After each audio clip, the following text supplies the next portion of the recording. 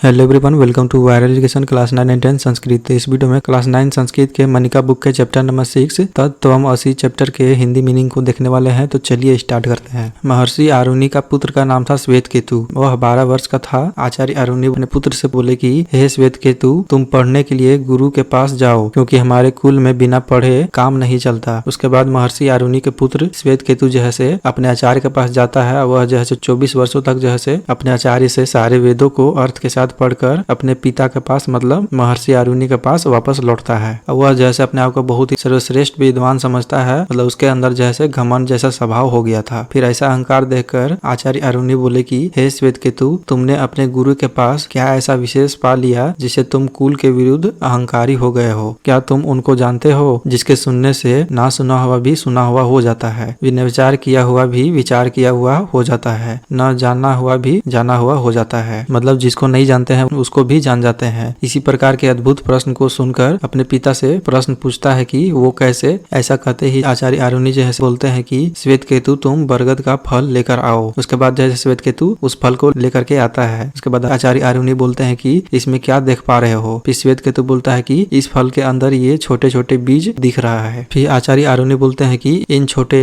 बीजों में से एक को तोड़ दो। उसके बाद श्वेतकेतु जो है बीज को तोड़ देता है। फिर आचार्य आरुणि बोलते हैं कि इसमें क्या देख पा रहे हो? फिर श्वेतकेतु बोलता है कि भगवान, इस फल के अंदर तो कुछ भी नहीं है। फिर इस बात को सुनकर आचार्य आरुणि जो है श्वेतकेतु से कहे कि इस बरगद के पेड़ के बीज के अंदर सूक्ष्म रूप से महान स्थूल अनेकों शाखा वाला बरगद का पेड़ उत्पन्न होकर बैठा है। इसी प्रकार जो है अनुतरण से स्थूल जगत उत्पन्न होता है। विश्वास करो हे प्यारे बच्चे, वही आत्मा है, वही केवल वास्तविक सत्य है, मतलब ब्रह्मा है, और उस वास्तविक सत्य के अंश तुम हो। इसी के साथ जैसे यह चैप्टर समाप्त होता है। तो मिलते हैं अगले वीडियो में नेक्स्ट चैप्टर के साथ बहुत ही जल्द। तब तक जो है आप लोग पढ़ते रहें। थैंक यू, धन्यवाद।